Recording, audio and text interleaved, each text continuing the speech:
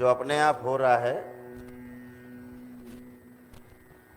वो ध्यान है, वो घटना है। ध्यान एक अवस्था है। अवस्था का मतलब होता है कि हम कहीं पर उसके पार हो गए हैं, जिसका हम ध्यान कर रहे हैं उसके ही पार हो गए, अवस्थित हो जाना कहीं पर। तो ध्यान करने से पहले ध्यान देना पहला चरण है। तो पहला क्या ध्यान देना है? ध्यान से बात को सुनना है। पहला चरण सुनना। दूसरा चरण जो सुना गया है उसको एनालाइज करना, इसमें हमारे मतलब का क्या है। जो हमारे मतलब का है उसको रखा जाए, जो मतलब का नहीं उसे छोड़ दिया जाए, उस पर ध्यान ना दिया जाए। जो मतलब का है उस पर फोकस किया जाए, इतनी बात है। और जिस पे ध्यान से सुना है आपने, फिर मनन कर लिया है, उस पर अच्छे से एनालाइज कर लिया है क्या अच्छा है इसमें। जब ये आपने समझ लिया कि यही अच्छा है, यही ठीक है हमारे लिए, ऐसा जिस दिन आपको समझ में आ जाएगा, अभी सूचना मिली कि ऐसा करने से अच्छा होगा, ये सूचना है, लेकिन जिस दिन आपको ये बात समझ में आ गई कि ये विकल्प नहीं इस बात का, अब कोई विकल्प नहीं, तो वो आपके आचरण में आ जाएगा। आपके आचरण में वो चला जाएगा। तो उसे महापुरुषों ने कहा निधिध्यासन, उसे निधिध्यासन नाम दिया। ये 3 चरण पूरे करने के बाद जो चौथा चरण फिर अपने आप घटित होता है, जिसे कहते हैं समाधि, वो चौथा चरण है। समाधि का अर्थ ये कदापि नहीं कि आप भगवान बुद्ध बन गए। समाधि का अर्थ ये है कि इच्छा विचार आशाएं आपकी केवल रुक गई हैं, ऐसा प्रतीत होगा। ऐसे थोड़े थोड़े अभ्यास से आपको तमाम चीज़ों से मुक्ति मिलती जाएगी। पहले तो भी सिखाते हैं, महापुरुष कहते हैं कि पहले वो कहते हैं मेडिटेशन, कहते हैं अंग्रेजी में एक शब्द कहते हैं मेडिटेशन कर रहे हैं। मेडिटेशन जो है वो ध्यान नहीं है, ध्यान की प्रक्रिया है। जैसे नींद एक घटना है, क्रिया नहीं है। आप करो नींद आ जाए, नहीं आएगी, वो तो आप पता नहीं कब सो जाओगे। ऐसे ही समाधि का अनुभव है कि ध्यान करते करते और कब अक्रिया में बदल जाएगा, कब ध्यान हो जाएगा पता ही नहीं, कहाँ पहुंच जाओगे। ऐसे ही निद्रा है। निद्रा के लिए लेटना आवश्यक है, बिस्तर पे आरामदायक मुद्रा में लेटना बैठना आवश्यक है, तभी निद्रा आएगी। ठीक है, आप चल रहे हैं तो निद्रा आना मुश्किल काम है। ऐसे ही ध्यान का है, पहले मेडिटेशन से गुजर करके तब ध्यान तक पहुंचते हैं। ध्यान घटना है ना, और वो अपने आप घटित होती है, आपको करना नहीं होता। केवल करने के लिए प्रस्तुतिकरण आपका सही हो, उसके लिए आप तैयार हों, एक अच्छे आप रिसेप्टर बन के बैठे हों, आपको हृदय में गहरे भाव हैं कि हमें कुछ समझना है, हम समझना चाहते हैं। मैं कौन हूँ, मैं समझना चाहता हूँ, मैं हूँ कौन, मैंने जन्म क्यों लिया, मैं यहाँ क्यों हूँ।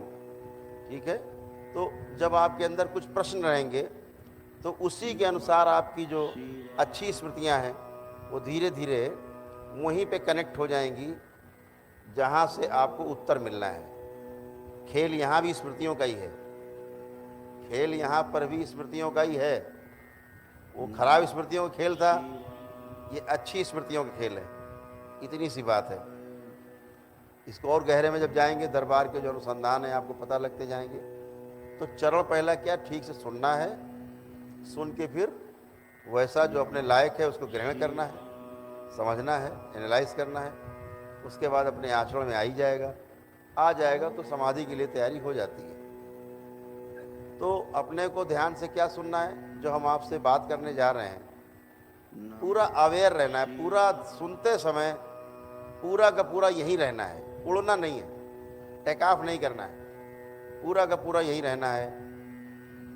और जो सुनना है वो पूरा सुनना है, अच्छा लग रहा है खराब लग रहा है, सुनना पूरा है, लेकिन एनालाइज बाद में करेंगे, आराम से बैठ के करिए कि ये बात हुई थी, वो ये बात हुई थी, तभी आप सोच पाएंगे जब ध्यान से आपने सुना होगा। नहीं चूक जाएंगे तो फिर आप कुछ और मिला देंगे अपना, तो गड़बड़ होगा। तो पहला काम ये है कि जब भी आप जो भी समय आपको मिलता है, एक तो सबसे पहले सबसे अच्छा समय तो ब्रह्म मुहूर्त का ही होता है।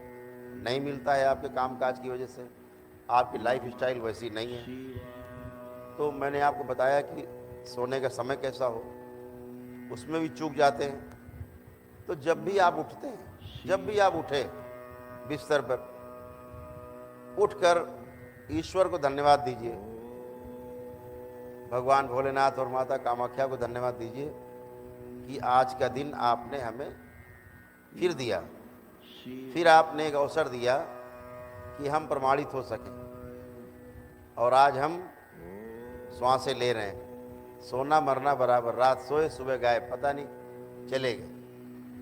तो सुबह धन्यवाद देना है कि आपने आज का दिन हमें फिर से दिया कि हम अच्छा कर पाएँ, और हम ये संकल्प लेते हैं कि जो आज आपने हमें ये दिन दिया है, आज का दिन हमारे जीवन में, हम आज अच्छा सोचेंगे, अच्छा बोलेंगे और अच्छा करने की कोशिश करेंगे। झूठ कम से कम बोलेंगे। झूठ बोलने का जहाँ सोचेंगे वहाँ दरबार ध्यान आ जाएगा। ये आप देखिएगा, जब भी आप झूठ बोलने की कोशिश करेंगे आपको तुरंत दरबार ध्यान आएगा। आपको ये ध्यान आ जाएगा कि हम झूठ बोलने जा रहे हैं, तो वहाँ पर आपको लगे कि यहाँ झूठ नहीं बोलना है तो बच सकते हैं, अनावश्यक झूठ, है ना। लेकिन दरबार आपको ध्यान आएगा। जैसे ही आप कुछ भी झूठ बोलने की कोशिश करेंगे आपको दरबार तुरंत ध्यान आ जाएगा।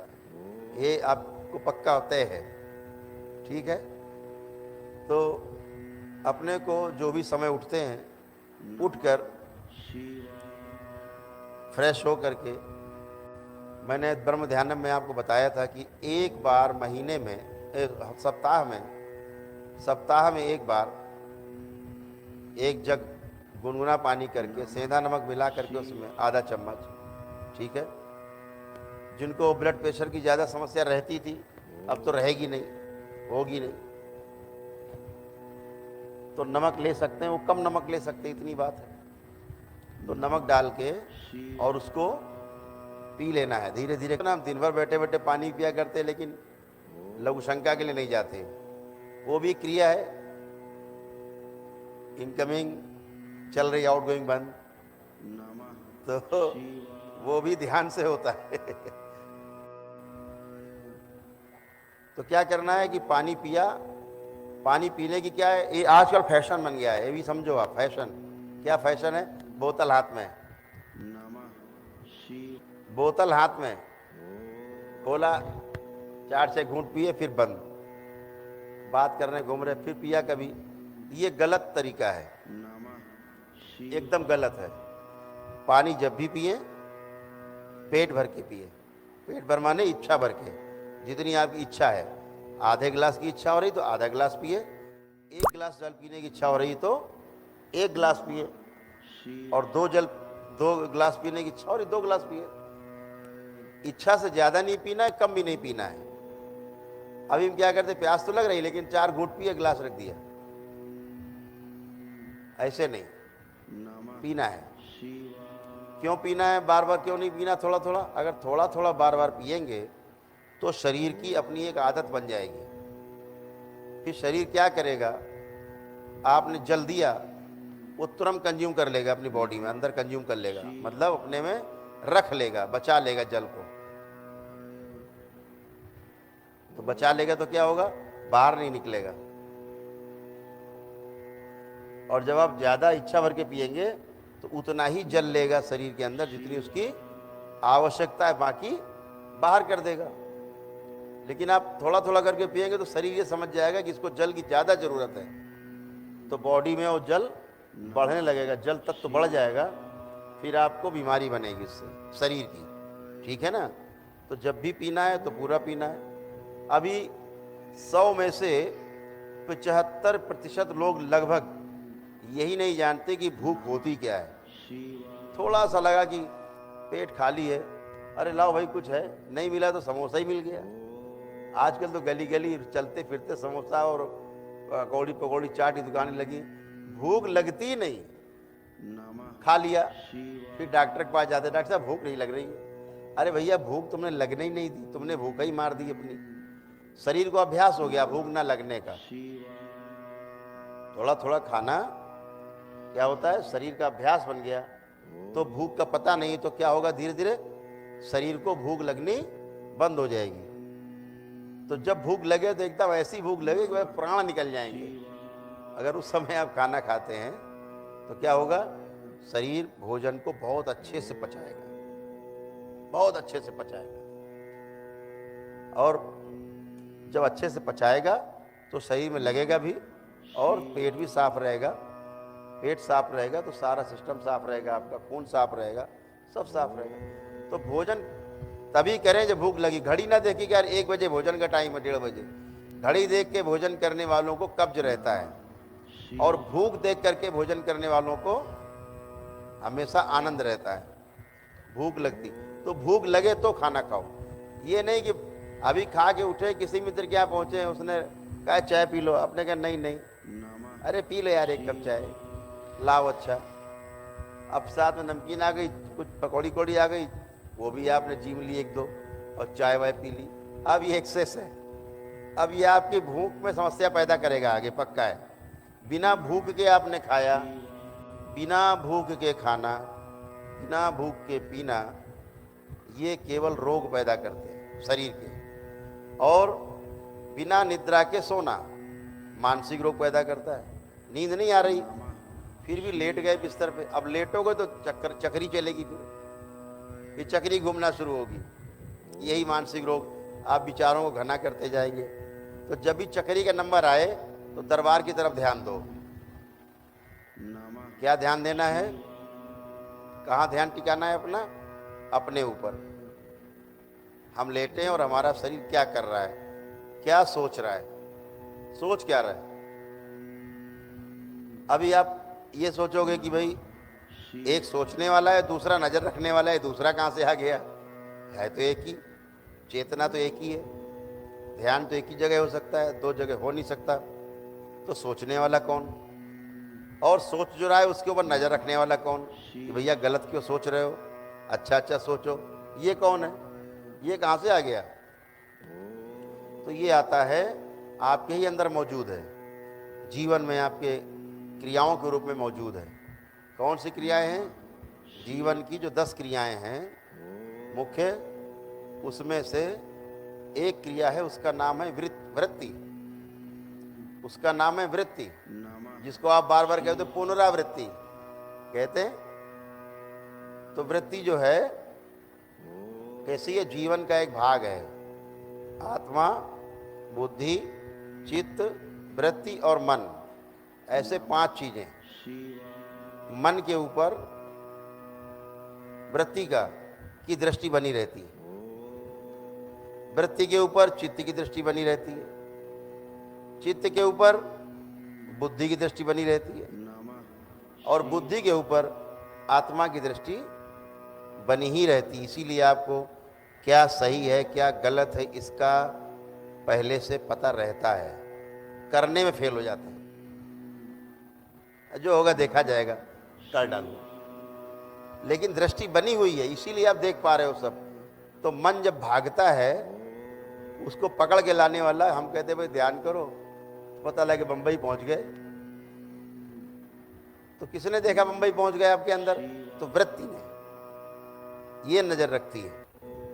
तो देखा और फिर आप तुरंत आ जाते हो, मन तो चोर है, अरे देख लिया, फिर वापस आ गए, यही वर्तमान में आ गए। तो वृत्ति क्या करती है, आपको वर्तमान में बार बार खींच के लाती है, और वर्तमान में रहना ही ध्यान है। इसके लिए आवश्यक नहीं कि आप आसन और मुद्रा लगा के बैठ जाएं, उठे ना 10 घंटे। ध्यान है, वो ध्यान कर रहे हैं आप, लेकिन ध्यान पूर्वक हर काम करना ये भी ध्यान है। जैसे आप ध्यान से सुन रहे हैं, ध्यान से आप सुन रहे हैं, यह भी ध्यान है। ध्यान से, ध्यान पूर्वक आप एक एक रोटी का टुकड़ा तोड़ करके और जो मिला करके खा रहे हैं, फिर स्वाद आ रहा है, कैसा आनंद आ रहा है, फिर खा लिया, फिर खाया, फिर तोड़ा, ऐसे ध्यान पूर्वक भोजन करना ये भी ध्यान है। अभी बेहोशी में भोजन हो रहा है। ध्यान पूर्वक यात्रा करिए, भी ध्यान है। आप बैठे गाड़ी में, ध्यान रखिए कि आप वर्तमान में यात्रा कर रहे हैं, जो आसपास है उस पर ध्यान दिया जाए चलते फिरते, यही ध्यान है। इसके लिए मुद्रा लगा के आंख बंद करने की आवश्यकता नहीं। चलते फिरते, देखते सुनते, ध्यान से सुना जाए, ध्यान पूर्वक देखा जाए, है ना, यही ध्यान है। तो भूतकाल में चले जाना, भविष्य में उड़ जाना, ये क्या है? ये केवल अपनी एनर्जी को नष्ट करना है। ठीक है, संसार में उड़ान भरना है तो भूतकाल से आपको पीड़ा मिलेगी मिलेगी। तमाम पीड़ाएं भूतकाल की हैं। भविष्य की चिंता आपको सताएगी, वर्तमान आपका खो जाएगा। तो आप बैठे बैठे गाड़ी में सोचते रहते हो, कल्पनाशीलता चलती रहती है आपकी, इधर उधर उड़ान चलती रहती है, अगल बगल का सब सुंदरता खो जाती है। आसपास कौन बैठा है? मोबाइल में चालू हो गए। अब पिताजी बैठे कि भाई बैठा कि माँ बैठी, मोबाइल चालू है। तो ये जो मोबाइल चाचा हैं, इन्होंने, अब ये भी कहोगे आप एक ध्यान है, ये बात सही है। जो मोबाइल पे आपका ध्यान रहता है ये भी एक ध्यान है, लेकिन जहां आपने मोबाइल लेने तक तो ध्यान है, और जब आपने खोला तो किस वाले वीडियो में कहाँ चले गए पता ही नहीं, उड़ गए। अब उड़ गए, कहाँ गए, कहाँ उड़े, कहाँ गिरे, इसका आता पता नहीं। आप कल्पनाशीलता में गोते लगाते रहते हैं। तो ध्यान ये रखना है कि चीज़ों को, उन्हीं चीज़ों को हमें अंदर लेना है जो हमारे लिए लाभदायक हैं, सोचने में अच्छी हो, हमारे अंदर वो स्मृति बनेगी। आप समझ चुके हैं इस चैप्टर को कि आप जैसी स्मृति बनाओगे। स्मृति कैसे बनती है? स्मृति बनती है 3 प्रकार से। देखने से, कोई चीज़ देखी, स्मृति बन गई। अब उसमें भी 3 प्रकार की स्मृतियां हैं। ज़्यादा महीन में नहीं जाएंगे, मोटी मोटी बात करते कि जो हमने देखा वो हमारी स्मृति बन गई। दूसरी स्मृति बनती है सुन के, जैसे आप सुन रहे हो तो एक स्मृति बन जाएगी, सुन करके आपको याद रहेगा। तीसरी स्मृति बनती है सोच के, स्वयं में भी सोच के, उससे भी स्मृति बनती है। तो क्या करना है? अच्छा सोचना है, अच्छा बोलना है, अच्छा देखना है। इससे आपके पास जो स्मृति का भंडार होगा वो इतना मुस्कुराता हुआ, हंसता हुआ, खिलखिलाता हुआ होगा, इतना सुंदर होगा कि पूरा जीवन ही आपका सुंदर बन जाएगा। यही ध्यान रखना है। अभी हमने ठीक इसका पीछे उल्टा किया है अपनी लाइफ में, इसीलिए कष्ट पाए हैं। तो अभी अच्छा अच्छा देखने की, जहाँ चीज़ खराब आए, खराब बात होने लगे, आप बोलो भैया सॉरी, थोड़ा हमें काम है ना। तो निंदा रस, निंदा सुनने का बड़ा रस है, उसका भी एक अपना आनंद है ना। दूसरे की बुराई सुनना और दूसरे की बुराई करना, इसका भी एक बहुत बड़ा रस है, बहुत आनंद है इसमें भी। इसी से थोड़ा सा बचना है। ये आपकी स्मृतियां बन जाएंगी भविष्य में, इससे बचना है। स्मृति अच्छी बनाओ, स्मृति की खेल आप काफ़ी नज़दीक से आपने देखा है, इसलिए बचना है। दूसरा, जब आप फुर्सत में हो, खाली क्षणों में हो, लगे कि हम खाली हैं, कभी भी रीढ़ की हड्डी सीधी करिए, हमेशा करके देखिए। अब ये सीधी करिए बिल्कुल, थोड़ा सा गर्दन ऊपर उठाएंगे ऐसे, बहुत ज़्यादा ऊपर नहीं, थोड़ा ऊपर, जरा सी ऊपर, और आंखें बंद करके गहरी गहरी 8-10 बार सांसें लेके छोड़ दीजिए। गहरी सांस लो और छोड़ो 8-10 बार।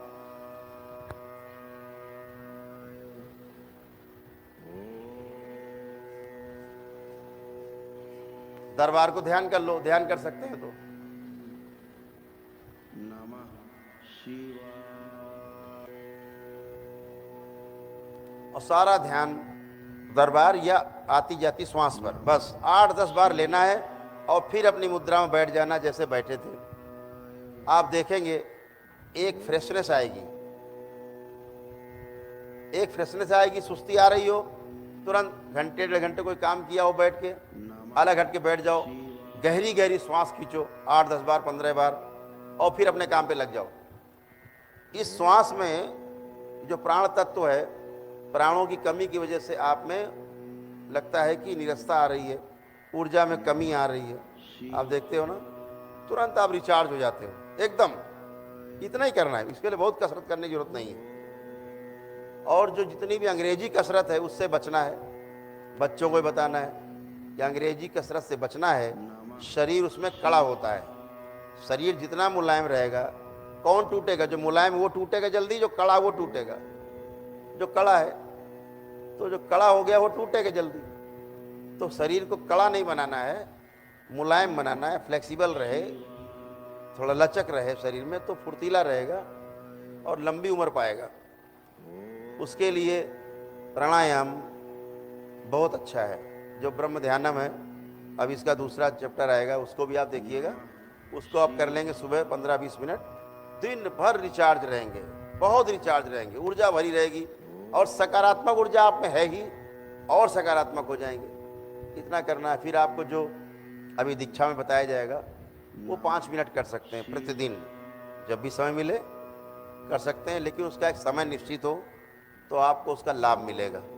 जैसे सुबह 7 बजे बाबा की आरती होती है, ठीक है, 7:30 बजे तक कार्यक्रम होते हैं, आरती होती माँ की। शाम को भी 7 बजे आरती होती है बाबा की, 7:30 बजे माँ की होती है। तो एक समय है दरबार का कि आपने आरती लगाई बाबा की या माँ की, घर में अपना काम करते जा रहे हैं और गुनगुनाते जा रहे हैं। अपना काम भी कर रहे हैं जो करना है, गुनगुनाते जा रहे हैं। उसके बाद जो दीक्षा में आपको बताया गया है, 5 मिनट बैठ के उसको जप कर लेना है। फिर आपका वो नियम बन जाएगा, धीरे धीरे धीरे धीरे वो जप आपको अंदर चलता ही रहेगा। जब मौका लग जाएगा, आपका ध्यान गया, आँख बंद और जप चालू।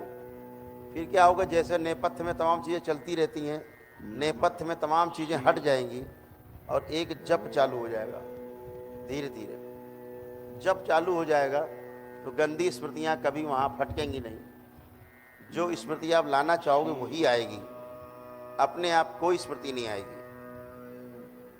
दरवाजे सब बंद हैं, एक दरवाजे पे कौन बैठा है? वहाँ पर सीधे सीधे वृत्ति बैठी, वृत्ति निगरानी कर रही है। अभी वही अंदर आएगा जिसको अनुमति है, अभी वही चला आ रहा है जिसकी मर्जी है ना। सब बैठे बैठे देख रहे, कर कुछ नहीं पा रहे। तो वो सुबह सुबह का काम है, कर सकते हैं। सुबह चूक जाएं तो शाम का बना लीजिए समय अपने, कि भाई मैं 10 मिनट ऐसे करना है, बिस्तर में जाने से पहले करना है, तो उसको आप कर सकते हैं। लेकिन समय जो है विशेष ध्यान रखें, एक समय रखें, एक समय, चाहे सुबह 5 बजे रख लें, चाहे सुबह का 6 बजे रख लें, चाहे 7 बजे रख लें। उस समय को आप इंतज़ार करें, प्रतीक्षा करें कि ये समय आने वाला है और हमें ध्यान करना है। जब समय पे आप जा कर के ध्यान करेंगे तो आप समय के साथ जुड़ जाएंगे और ठीक वही स्मृतियाँ आपकी काम करने लगेंगी जिस समय को आपने चुना है। ये ध्यान रखिए, जिस समय को आपने चुना है वो स्मृतियाँ उसी समय एक्टिवेट हो जाएंगी। अगर आपने सुबह 8 बजे कुछ चुना है तो 8 बजे ही वो स्मृतियाँ एक्टिवेट होंगी अपने आप, स्वतः। जैसे अलार्म लगा दिया आपने 6 बजे का, तो 6 बजे ही बोलेगा, ठीक है, 6 बजे ही बोलेगा। वो हमेशा 6 बजे बोलेगा, लगा दिया फॉरएवर, वो 6 बजे रोज बोलेगा। ऐसे ही आपने अलार्म लगा दिया कि इतने बजे हमें ध्यान करना है, तो फिर उतने बजे आपका अलार्म बोलेगा। आप चूक गए तो सोते रहेंगे। तो समय का विशेष ध्यान रखना है, समय पर ही ध्यान करना है और वो उतना ध्यान हो जाए, फिर दिन में कभी आपको ध्यान आए, आप बैठ गए, कुछ भी ध्यान किया, बाबा को किया, माँ को किया, ऐसे अपने अच्छे मित्रों का ध्यान किया, अपने परिवार के बारे में अच्छा अच्छा सोचा, अपने परिवार के लिए हमें क्या करना है उसको एक बना लिया, एक रोड मैप बना लिया। हमें अपने परिवार के लिए ये काम करना है अगले 1 वर्ष में, 1 वर्ष में हमें ये काम करना है, बात खत्म हो गई। अब उस पर रोज सोचना नहीं है, अपना काम करना है। पता लगे रोज किताब खोल के बैठे सोच ही रहे, तो सोचे, एक बार सोच ले अच्छे से क्या करना है, करते रहो साल भर बाद देखो हमने कितने ढंग से किया है तो अच्छा अच्छा पाया है, ढंग से नहीं किया है तो अपेक्षित परिणाम नहीं आया है, इतनी बात। तो अभी एक मुद्रा का प्रयास करेंगे सभी लोग। एक मुद्रा है, वो ज़बरदस्ती करने वाली है, जिसमें भी आपको आराम मिले, पलथी लगा के, वज्रासन में, किसी भी सिद्धासन में, कैसे ही मुद्रा में, जैसे आपको आराम मिलता है बैठने में, वैसे आपको बैठना है। अब सभी लोग बैठ जाएं आराम से। और इस मुद्रा को करने से क्या होगा कि आगे तमाम आपको ध्यान और चीज़ें धीरे धीरे सिद्ध होती जाएंगी।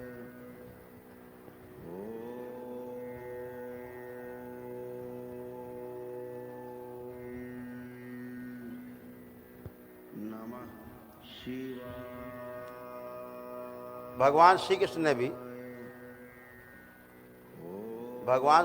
ने भी ध्यान करने की एक विधि बताई है। उसको हम लोग कहते हैं नासाग्र पर ध्यान करना, मन को एकाग्र करना। एकाग्र मतलब एक ही चीज पर ध्यान करना।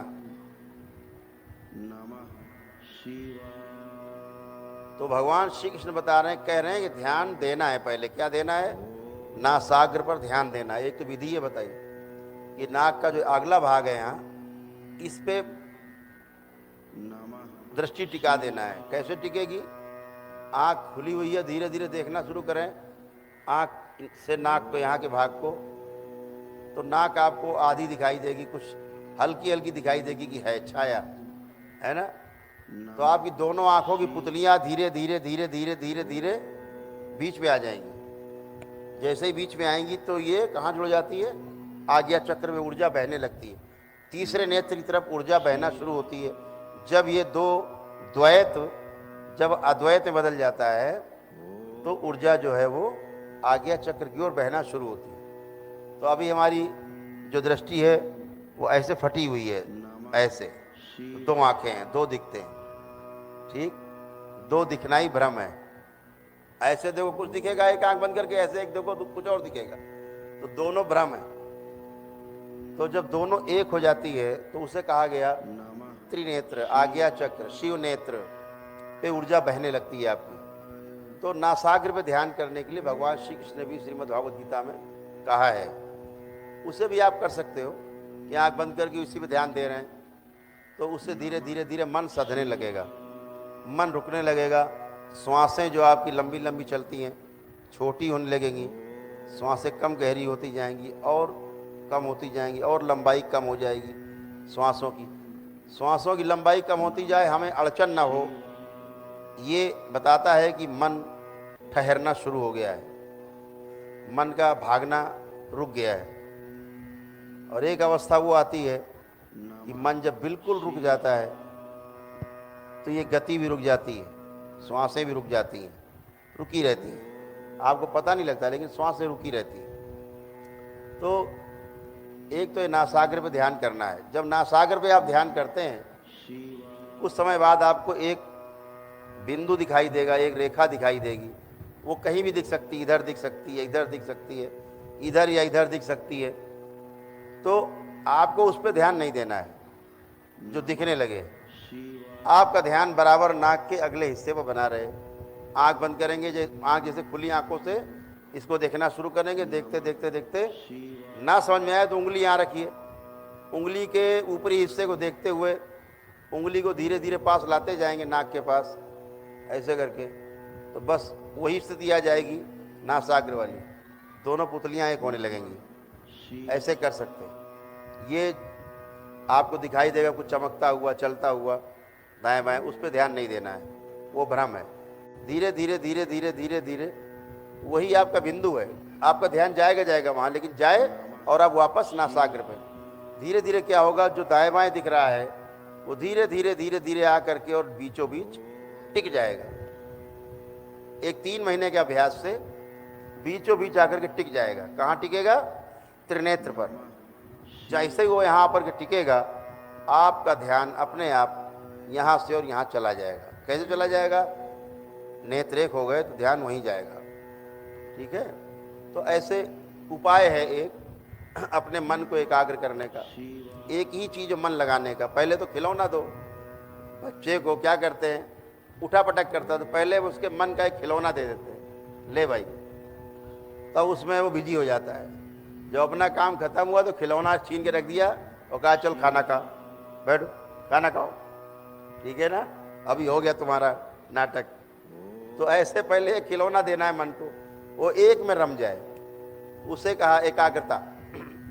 एक ही चीज आगे है, बाकी खत्म होगी ऐसे। तो वो करना, ये नहीं कर सकते तो एक मुद्रा है, उसको नाम दिया महापुरुषों ने उन्मनी मुद्रा। उन्मनी मुद्रा जो है शिव का ध्यान करने के लिए, त्रिनेत्र पर ध्यान करने के लिए, जबरदस्ती कराने के लिए मानी गई। उन्मनी मुद्रा क्या होती है? उन्मनी मुद्रा होती है, बेटा आंखों पे केंद्रित करो, आंखों पे केंद्रित। उन्मनी मुद्रा करने के लिए सबसे पहले करना होता है कि जैसे भी खड़े हैं या बैठे, बैठ के करें ज़्यादा अच्छा, क्योंकि इसमें चक्कर आ जाता है, कभी कभी आपको चक्कर आ सकता है। इसलिए उन्मनी मुद्रा करते समय बैठा जाए, वो बेहतर है। हाँ ठीक है, बैठ के किया जाए तो उसमें क्या होता है कि बलपूर्वक हमें कुछ करना होता है। क्या करना होता है? पहले गहरी एक श्वास खींचनी होती है, पहले समझ लें, करना बाद में है, अभी करना सबको है, करके हमें आप दिखाएंगे। पहले क्या करना है? श्वास को पहले रीढ़ की हड्डी सीधी एकदम, हमेशा कोई भी ध्यान करें तो रीढ़ की हड्डी सीधी जरूर कर लें। रीढ़ की हड्डी सीधी करते ही आपका शरीर एक ऊर्जा से एक हो जाता है, पूरी बॉडी में ऊर्जा एक जैसी हो जाती है। अभी कहीं ज्यादा लगे, कहीं कम लगेगी। जैसे हड्डी सीधी हुई रीढ़ की, पूरे शरीर में एक रक्त संचार, एक विचारों का सब कुछ एक हो जाता है, एक जैसा हो जाता है। तो रीढ़ की हड्डी सीधी करके और श्वास को गहरे अंदर खींचना है और खींच के रोक लेना है। जब श्वास को खींचा और रोका, फिर रोक करके और आंखों को ऊपर की ओर जबरदस्ती यहीं बीच में खुली आंखों से करना है। यहां पे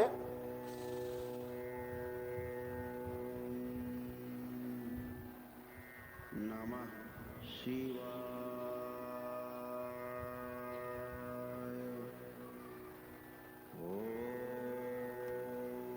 ऐसे टिका के रखना है।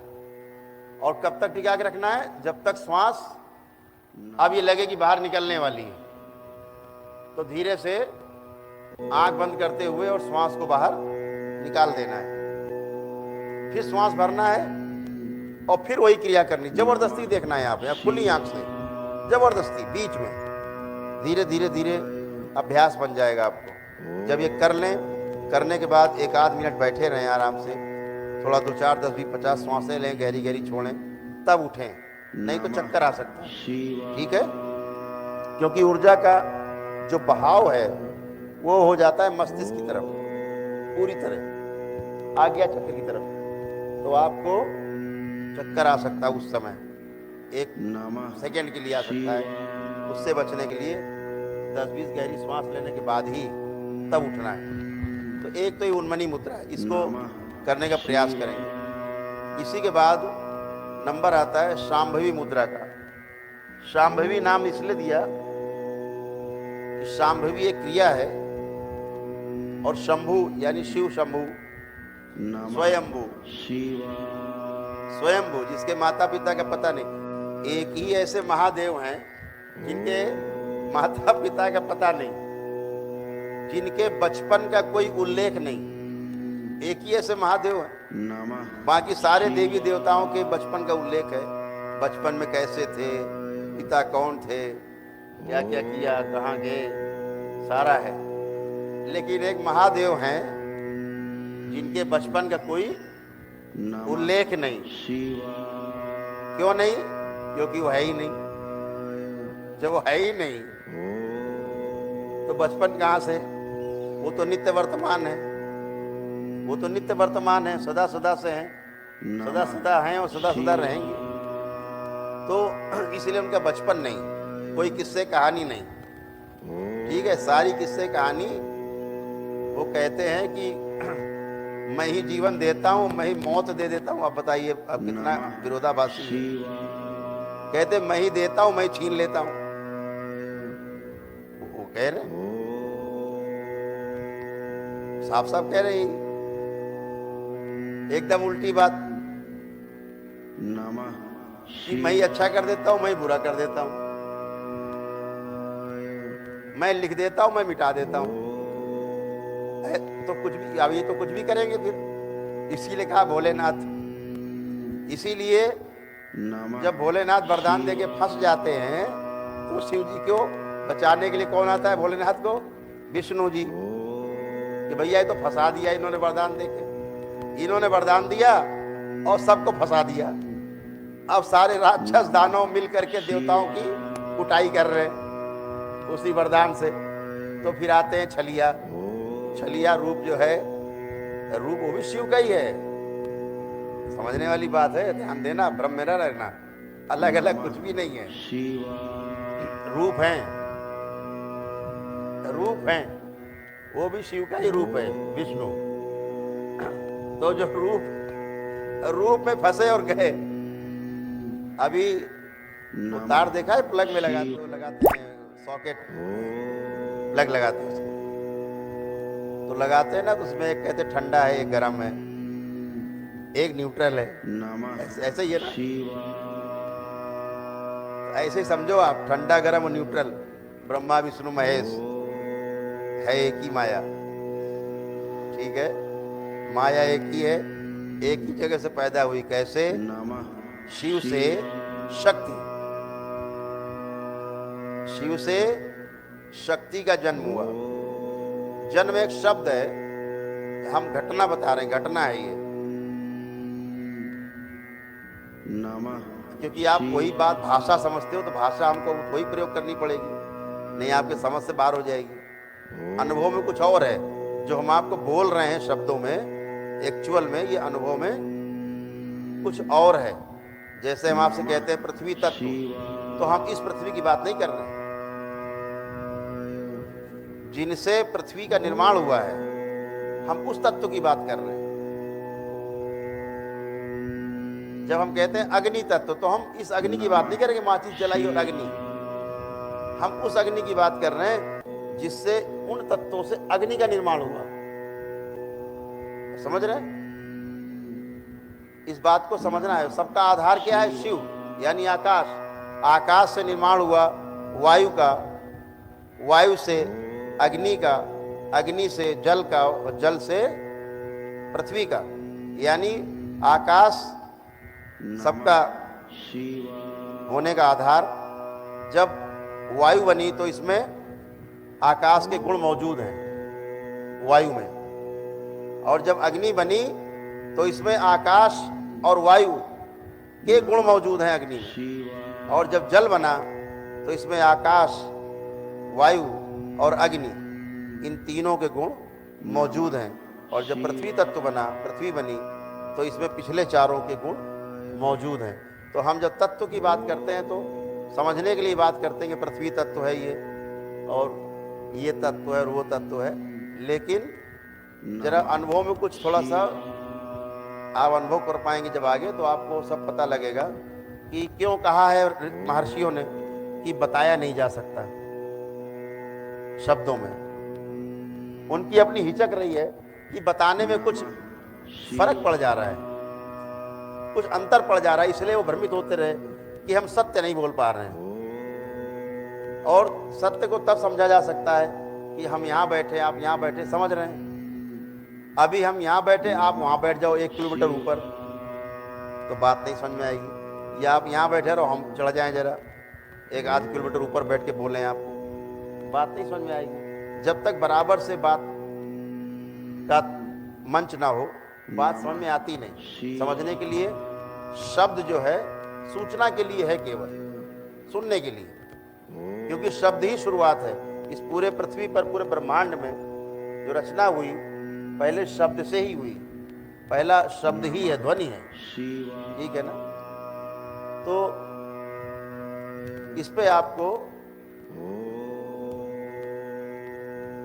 समझना है कि शिव से शक्ति का जन्म हुआ। और शिव और शक्ति से नमः विष्णु नाम की एनर्जी का जन्म हुआ। जब हम शिव कह रहे हैं तो एक एनर्जी है होने का आधार, विष्णु कह रहे हैं वो की एनर्जी है, हम ब्रह्मा कह रहे हैं वो की एनर्जी है, अलग अलग फॉर्म में लेकिन है एनर्जी। लेकिन आधार कौन है? तो शिव सबका। तो शिव से जन्म हुआ शक्ति का, मां जिसे कहते हैं, क्रिया होते हुई दिख रही है ना। तो शिव से शक्ति का जन्म, शिव और शक्ति से विष्णु का जन्म, फिर विष्णु से मां महालक्ष्मी का जन्म, फिर विष्णु और महालक्ष्मी से ब्रह्मा का जन्म, ऐसे ब्रह्मा से फिर सरस्वती का, ऐसे क्रम है। तो कहाँ पहुंचे पीछे जाकर के? सब शिव से ही निकले, शिव में ही हैं और शिव में ही समाये हुए हैं। सब कुछ शिवमय है, सब कुछ, और वापस जाके शिव में ही मिल जाना है। ठीक है, तो इसलिए अलग अलग कुछ भी नहीं है। कभी मत देखो कि वो देवी देवता अलग है, वो अलग है, ये काम के लिए अलग है। जैसे एक फैक्ट्री है, कोई चपरासी है, कोई लेबर है, कोई गेटमैन है, कोई सुपरवाइजर है, कोई फोरमैन है, कोई मैनेजर है, कोई मालिक है, कुल मिला के एक फैक्ट्री है, कुल मिला के एक फैक्ट्री है, काम कर रही है, उसकी एक बैलेंस शीट है। तो ऐसे ही सब एनर्जी हैं, सारी एनर्जी का अपना अलग अलग काम है। चपरासी का काम मैनेजर नहीं कर सकता, मैनेजर का काम सुपरवाइजर नहीं कर सकता, ऐसे सबके काम अलग अलग हैं। शक्ति का मतलब क्रियाशील, क्रिया है, क्रिया हो रही है, अलग अलग सबके पावर्स है। तो अपना रोल ढूंढ लेना है कि हमारा रोल कहाँ पर है। तो भ्रमित नहीं होना है कभी, देवी देवताओं के मामले पर कभी भ्रमित नहीं होना है। जब आप कहते हो ना मूर्ति रखी है, तो मूर्ति रखी है ना, तो मूर्ति में क्या है कि प्राण प्रतिष्ठा, सुने हैं ना आपने प्राण प्रतिष्ठा? ऐसे ही प्राण प्रतिष्ठा आप में भी हो रही है। और जो ये शांभवी मुद्रा है जो आपको बताने जा रहे हैं, इसको जब बार बार आप दोहराएंगे तो आप में भी प्राणों की प्रतिष्ठा होगी, उसका प्रतिष्ठापन होगा, जैसे मूर्ति में होता है। मूर्ति में प्राण प्रतिष्ठा करना थोड़ा कठिन काम है, लेकिन आप में एक जीवित व्यक्ति में प्राण प्रतिष्ठा होना बहुत सरल काम है, और वो शांभवी मुद्रा से होता है। तो शांभवी कहा तो शंभु का स्त्रीलिंग आप मान लीजिए, शक्ति मान लीजिए, तो शांभवी कहा उसको, शंभु मुद्रा नहीं कहा, शांभवी मुद्रा कहा, क्योंकि वो क्रिया है, इसलिए शांभवी कहा, शंभु नहीं कहा, क्योंकि शंभु क्रिया नहीं करते, वो अक्रियाशील है। तो शांभवी मुद्रा क्या है कि किसी भी आराम वाली मुद्रा में बैठना है, श्वासें ना तो बहुत खींचनी है, ना बहुत अंदर भरनी है, ना बाहर बहुत निकालनी है, सामान्य रूप से केवल रीढ़ की हड्डी आपकी सीधी रहे, और आंखें ना बंद करनी है और ना खोलनी है।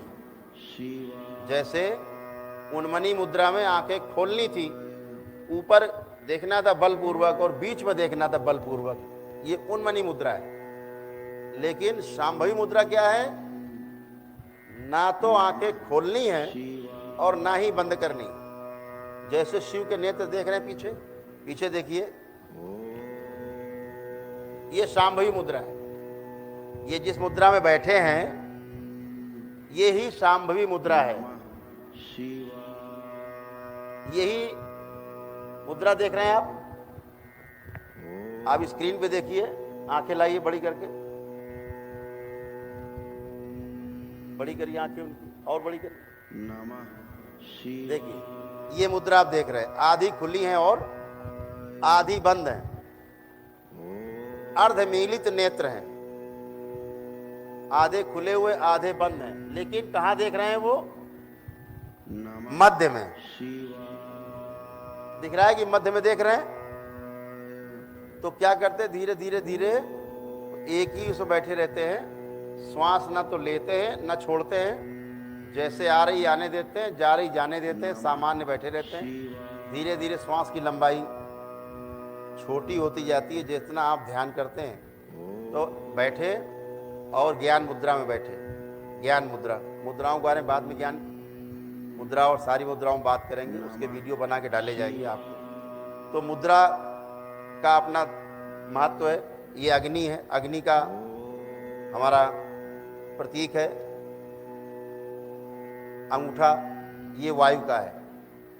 नमः ये अग्नि और ये वायु, ये आकाश, ये जल और ये पृथ्वी। ऐसे 5 जो उंगलियां हमारी हैं, पांचों अलग अलग प्रतीक है। किसका?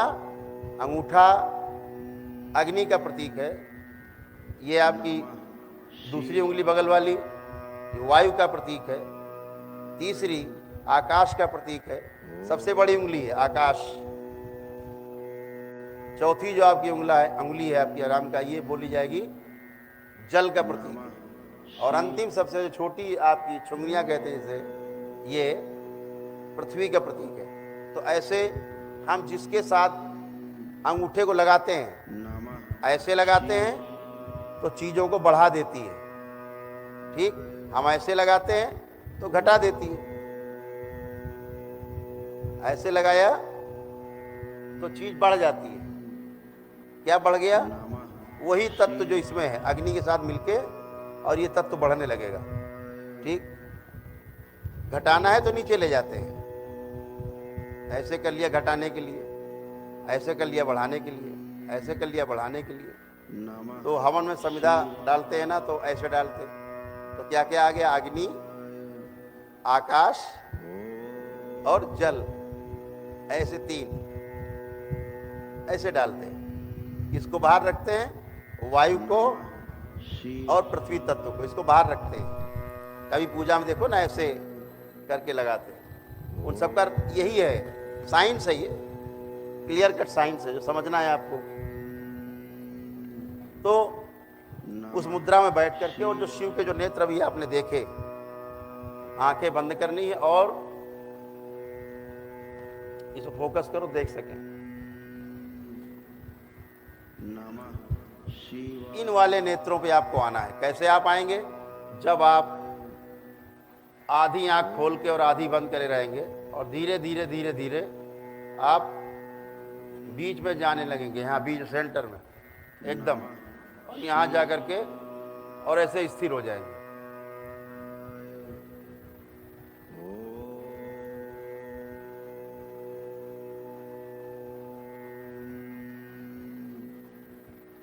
नमः शिवाय। एकदम जितना समय रह सकेंगे आप इस मुद्रा में बैठ सकते हैं। आधी खुली आंखें, आधी बंद आंखें, और देखना कहाँ है? तो बीच में। धीरे धीरे आप लुप्त हो जाएंगे। धीरे धीरे करके देखिए, इस मुद्रा को करके देखें सभी लोग, नमः शिवाय। सभी लोग।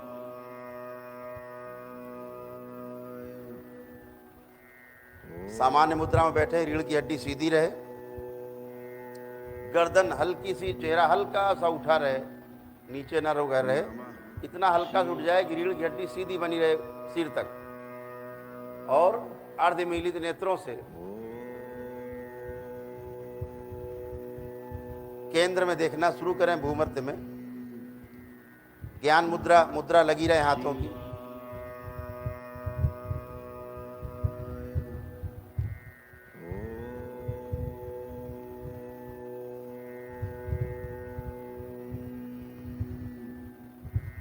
नमः शिवाय।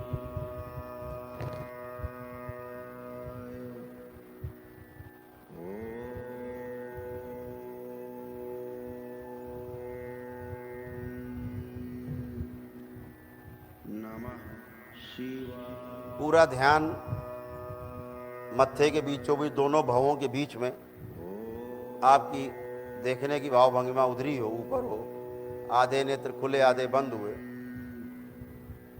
और वही बीच में देखने की कोशिश करनी है। धीरे धीरे अभ्यास करते करते आप यहाँ पे टिक जाएंगे, और आप यहाँ पर बने रहेंगे, और आपकी ऊर्जा का जो बहाव है नमः शिवाय। वो आपको स्वयंभू बना सकता है। त्रिनेत्र पर आपकी जा करके ऊर्जा को एक नया आयाम दे सकता है।